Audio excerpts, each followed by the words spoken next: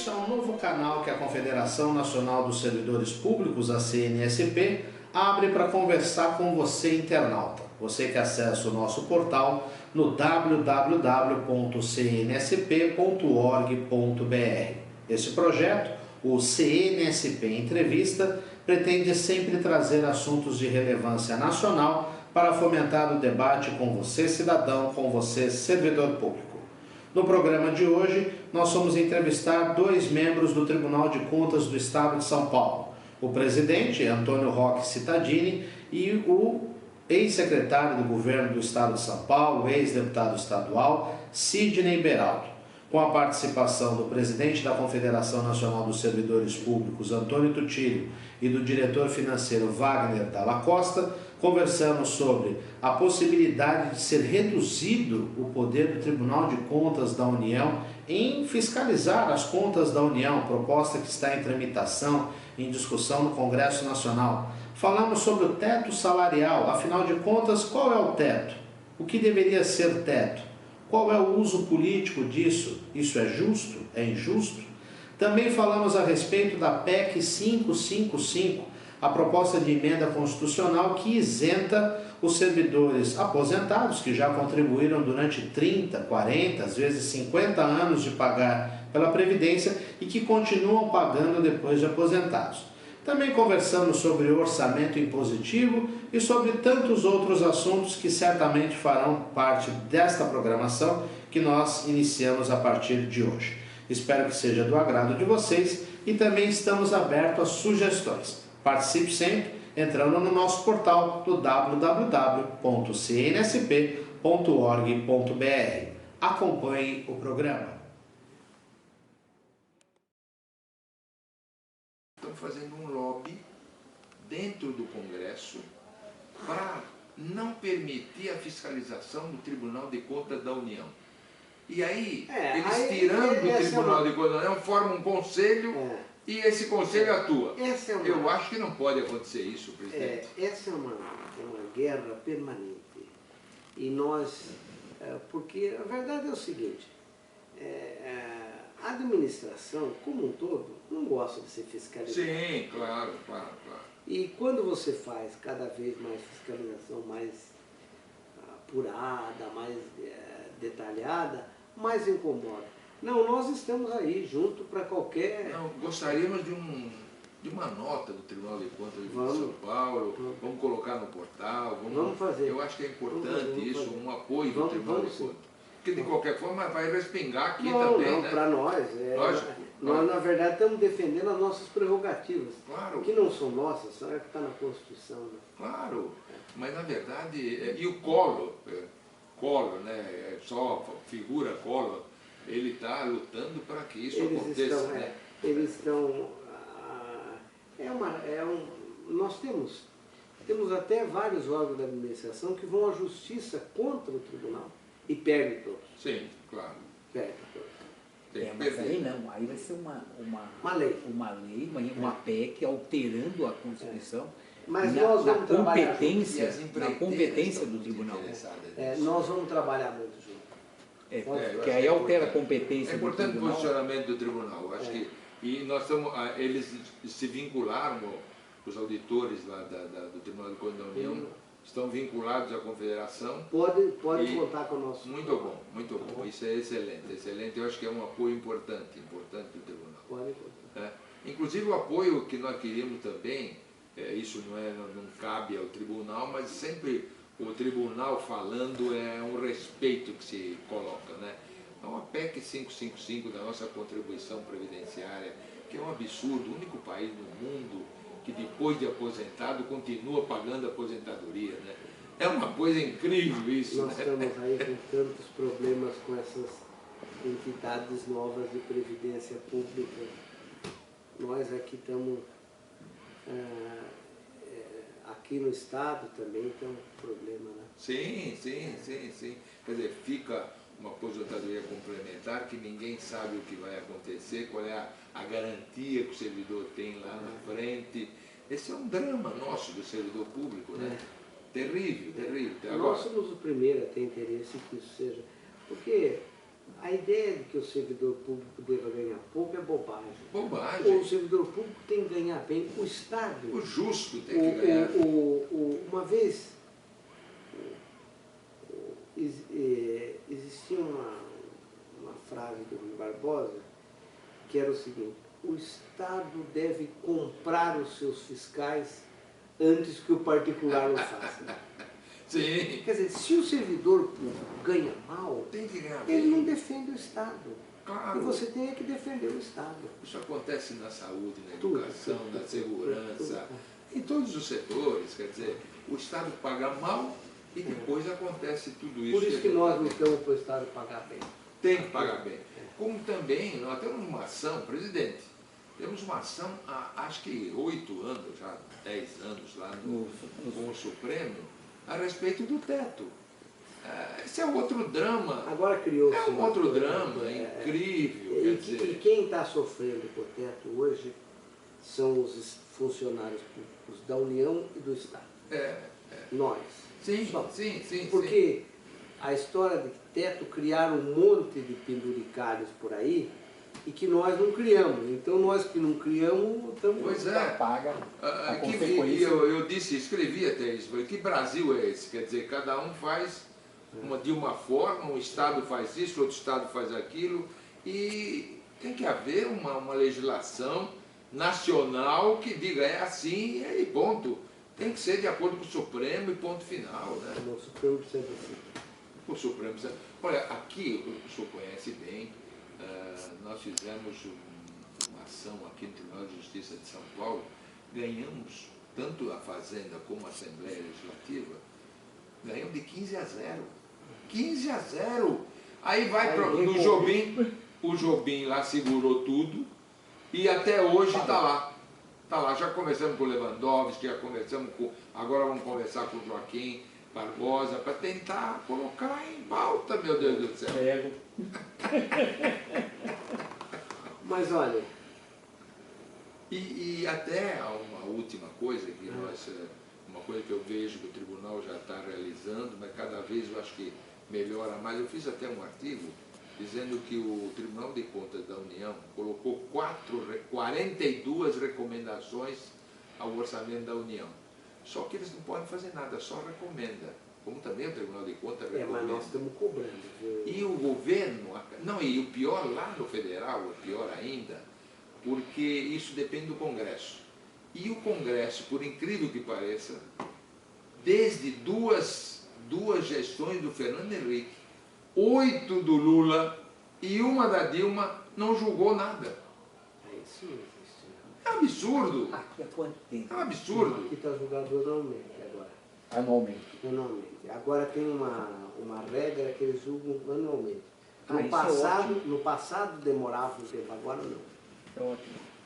Agora, cobrar, o tribunal tem que cobrar mais as metas. Não, tem. Cobrar as metas do Mas é que nós estamos ampliando bem a maneira de fiscalizar e está dando para cobrar. E tem que cobrar. Eu acho que nós temos que contar com o Tribunal de Contas com uma cobrança cada vez mais efetiva. Então nós criamos um sistema de alerta. Mensalmente nós alertamos a administração: olha, se você continuar assim, você vai estourar aqui, você vai estourar lá. Pessoal, saúde, educação, endividamento. E esse alerta está no nosso site. Isso é bom. Muito bom. E este alerta bom. Vem dessa interface de eletrônica. Exato. Que a prefeitura propicia esses elementos para que acenda o alerta. É isso mesmo. Você diz assim, ó, você está se endividando de um jeito que no final do ano você vai estourar. E o tribunal avisa. E agora a Justiça Eleitoral decidiu que se o prefeito foi avisado que ia estourar, ou não ia gastar na educação, ou ia gastar mais com o pessoal, ou ia gastar menos com saúde e tal, se ele recebeu o alerta e não corrigiu, ele implica em improbidade administrativa e ele não é candidato. Que bom. Os 100 números deles não estão podendo ser candidatos por isso. Que bom, que bom. Os 100 números. Parabéns, ótimo, excelente. Tem uma decisão do Tribunal Superior Eleitoral dizendo: recebeu o alerta, não corrigiu, improbidade. Presidente, o senhor podia falar um pouquinho mais desse sistema que foi implantado, que as prefeituras disponibilizam essas informações? Como é que funciona? Vocês têm uma central? Nós temos ou são regionais? Nós temos uma AUDESP. A AUDESP é um banco de dados que recebe tudo e tem acesso a todo mundo, viu? Está ali no nosso site. Que bom, transparência.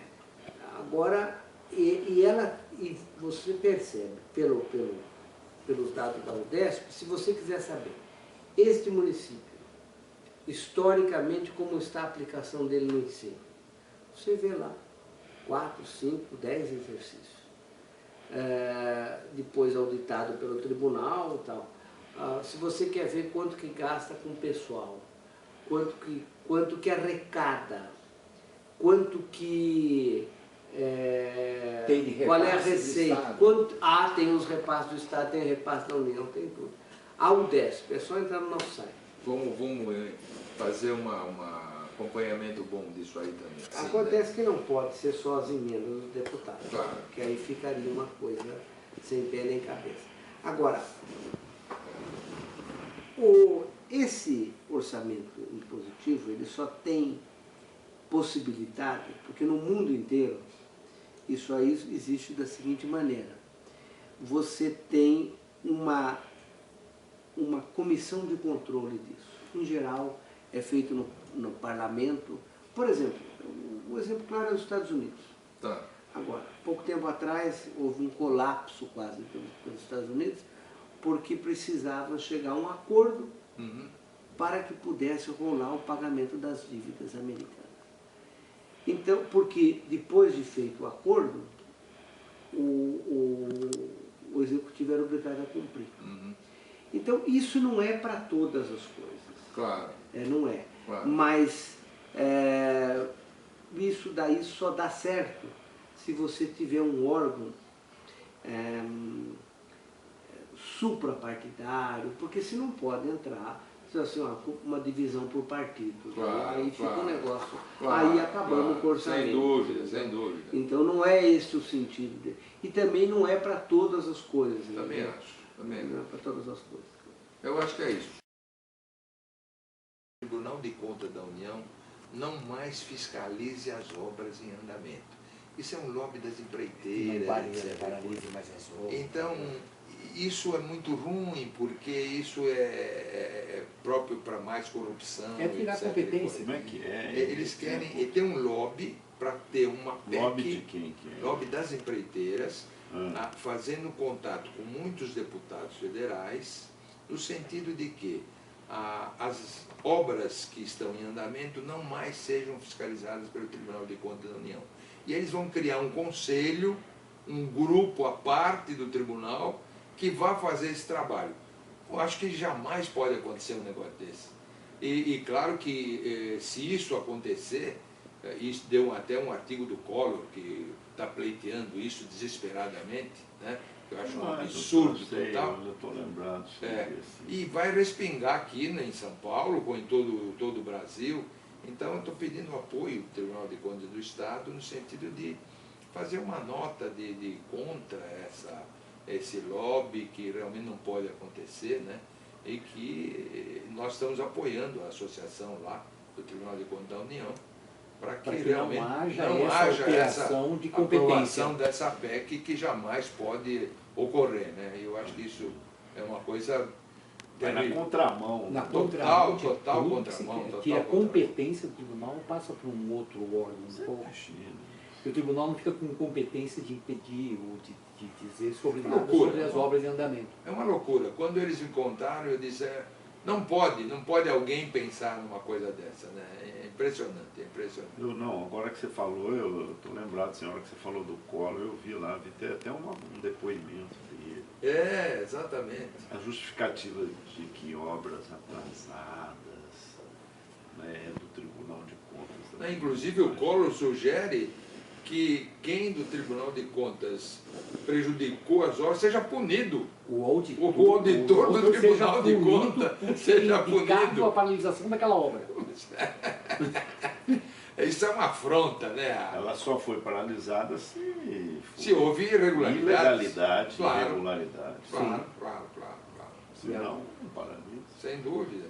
E estamos também pedindo ao presidente, que inclusive já fizemos há uns meses atrás, porque nós temos um portal muito bom, até por sinal, e também o Tribunal de Contas tem um portal e a gente está fazendo uma ligação entre os dois, né? Então, tudo aquilo que é o tribunal a gente coloca no nosso e o que é nosso coloca no tribunal.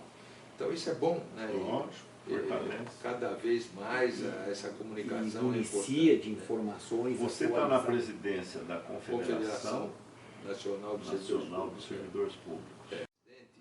No sentido da PEC 555, que acaba com a nossa contribuição previdenciária do aposentado, né? Eu acho que é o único país do mundo, conselheiro, que o aposentado paga a contribuição depois de ter pago 40 anos e se aposentado, né?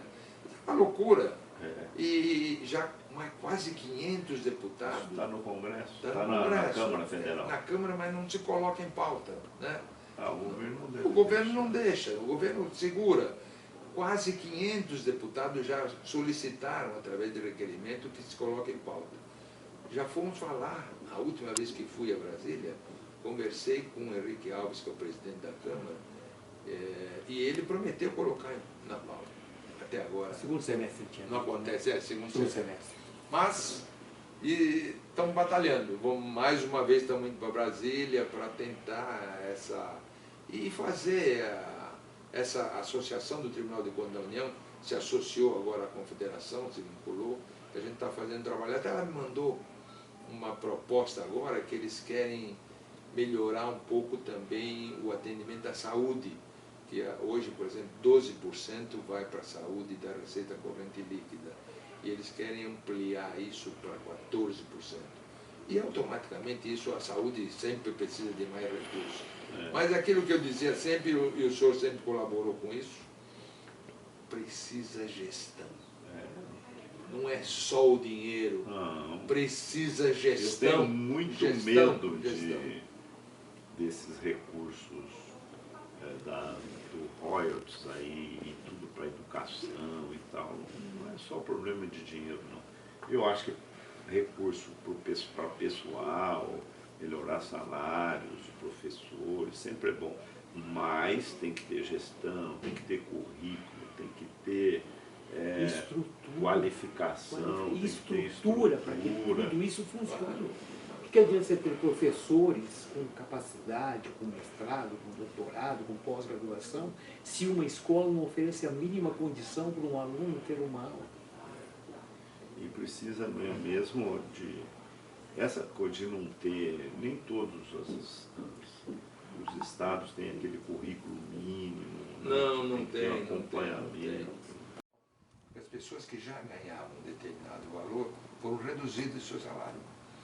Então, daqui para frente, tudo bem. Ou não tem aumento até chegar. Claro. Não tem os aumentos. Não tem os aumentos, mas não cortar, né? Mas foi cortado o salário. E nós entramos com uma ação, e no Tribunal de Justiça de São Paulo, nós ganhamos por 15-0.